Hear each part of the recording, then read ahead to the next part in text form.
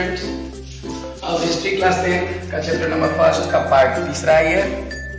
तो हम लोग अब जानेंगे इसमें कि नेपोलियन का राज कैसे खत्म हुआ, कहाँ खत्म हुआ।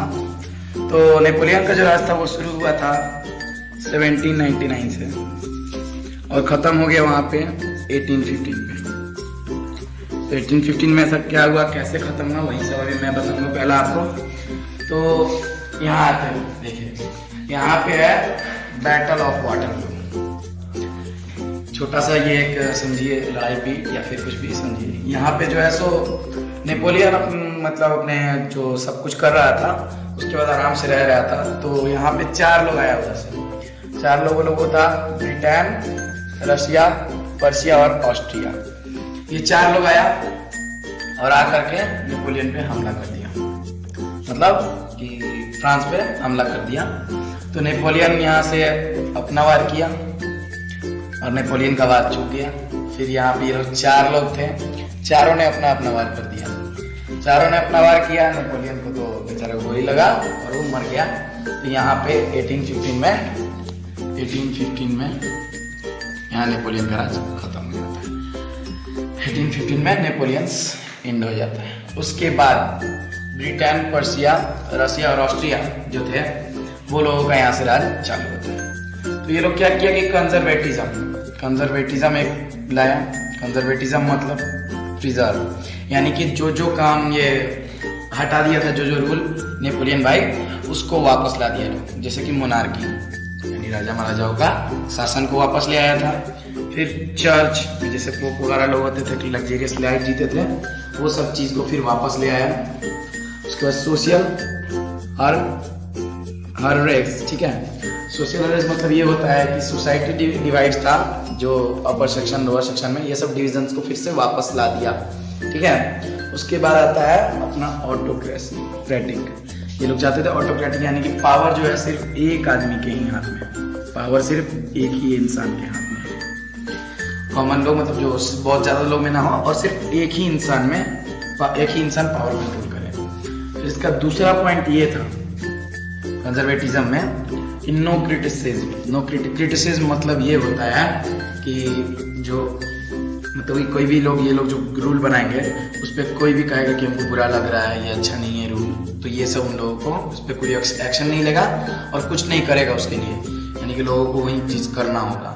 और एंड नो डिसएग्रीमेंट मतलब कि जो डिसएग्रीमेंट यानी कि ये लोग अगर कोई रूल बना दिया कि आपको सुबह 6 बजे उठना, मान लेते हैं तो 6 बजे ही उठना है, इन लोगों को ना पसंद नहीं था, कोई उसको भी इसका विरोध नहीं कर सकता था। फिर तीसरा आया था सेंसरशिप ले आया था, जो कि नेपोलियन भाई भी लाए थे जब अपने टाइम में आए थे।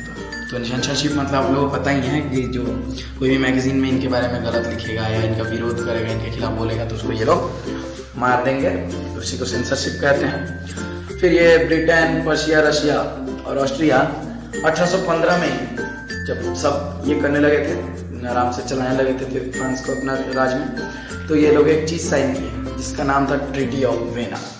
यहाँ देखिए ट्रीटी ऑफ वेना 1815 में साइन की हुई थी।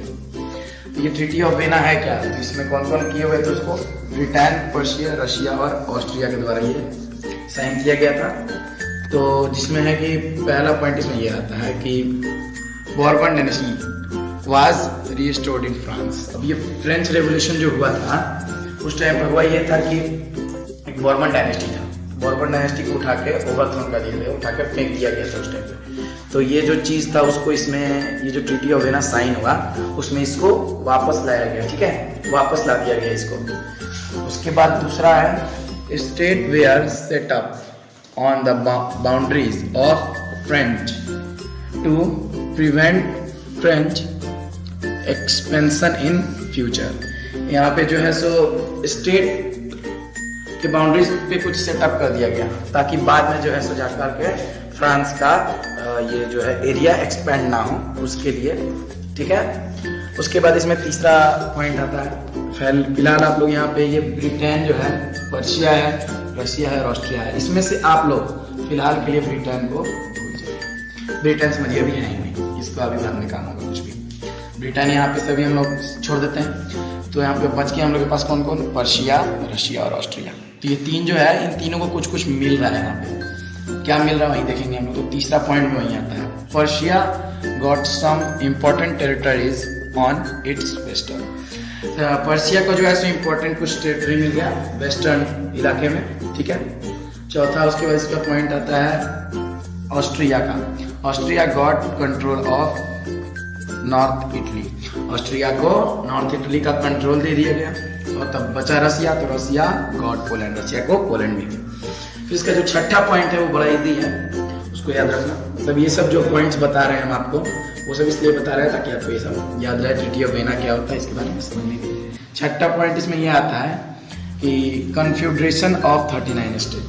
यहाँ पे जो नेपोलियन भाई थे वो कन्फेडरेशन ऑफ 39 स्टेट सेटअप किए थे, ठीक है, जिसको ये लोग लेफ्ट नो अनटच, जिसको ये लोग कोई टच नहीं किया था, एकदम टच नहीं किया था ये चीज को, ठीक है। इस बीच एक नया रिवोल्यूशनरीज का ग्रुप सामने आया था जिसे कि हम लोग कहते हैं रिवोल्यूशनरीज। इसमें जो था सो ये लोग सीक्रेट सोसाइटी बनाते थे।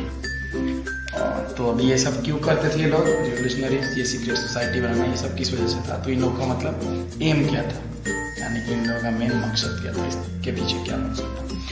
तो ये लोग जो थे स्प्रेड आइडिया ऑफ नेशनलिज्म, यानी ये लोग चाहते थे कि नेशनलिज्म, अपने देश के प्रति प्यार, अपने कल्चर के प्रति प्यार वाला आइडिया बहुत आगे बढ़े, बहुत ज़्यादा इसको फैलाया जाए।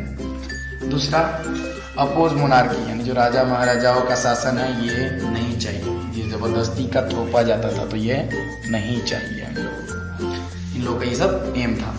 तीसरा वांटेड फ्रीडम, ये लोग आज़ादी चाहते थे।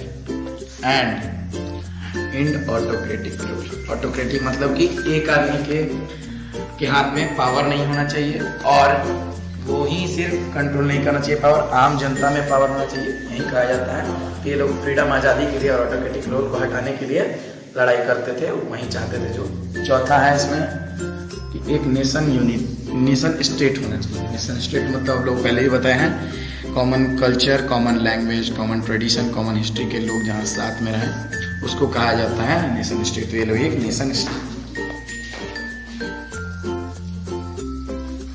तो अब इसी के बीच एक जो है सो जिनका नाम था गोस्पी मजाई नाम के एक इंसान थे, ठीक है, इन बीच में वो बहुत ही प्रकाशित हो रहे थे। तो वो कौन थे और क्या थे हम लोग जानते हैं। तो ये थे इटालियन रिवोल्यूशनरी, ये एक इटालियन रिवोल्यूशनरी थे जो कि मेंबर ऑफ सीक्रेट सोसाइटी कार्बोनेर। कार्बोनेर एक सीक्रेट सोसाइटी का नाम था, ठीक है, जिसके ये मेंबर थे। अब इन्होंने कुछ महान काम किया होगा जिसके कारण यही का नाम हम लोग जान रहे हैं। तो हाँ, किए थे ये दो सीक्रेट सोसाइटी बनाए थे, फॉर्म 2 सीक्रेट सोसाइटीज। अब क्या कहाँ बनाए थे? तो यंग इटली नाम का एक सीक्रेट सोसाइटी बनाए थे मार्सेल्स में, ठीक है, और एक यंग यूरोप नाम का सीक्रेट सोसाइटी बनाए थे बेरिन में, ठीक है। और चौथा जो है इसमें ये क्या है, believe in unification of Italy. ये इटली के यूनिफिकेशन में बिलीव करते थे, मतलब कि ये चाहते थे कि एक ही, मतलब इटालियन बोलने वाले लोग रहें, इटालियन कल्चर को फॉलो करें, इटालियन ट्रेडिशन में, इटालियन हिस्ट्री के साथ में लोग रहें, इसी चीज़ पे ये बिलीव करते थे। अब यहाँ पे हम लोग का टॉपिक आज का नहीं रहने देते हैं और आगे का टॉपिक हम लोग आगे क्लास में कंटिन्यू करेंगे। फिलहाल हम लोग कुछ डेट्स का रिविज़न कर लेते हैं। तो डेट्स का रिविज़न करते हैं, इसमें कि 1789 जहाँ से हमने शुरुआत किया था, जहाँ था फ्रेंच रिवोल्यूशन स्टार्ट हुआ। फिर उसके बाद 1799 नेपोलियन भाई का एंट्री, फिर वो राज किए थे 1815 तक, और बीच में इन्होंने 1804 में सिविल कोड ऑफ 1804 ले आए थे। फिर ट्रीटी ऑफ वियना उन्होंने देखा साइन हुआ था, कब हुआ था? वो 1815 में। फिर हम लोगों ने एक और चीज़ देखा था कि 1834 में एक कस्टम यूनियन फॉर्म हुआ था जिसका नाम था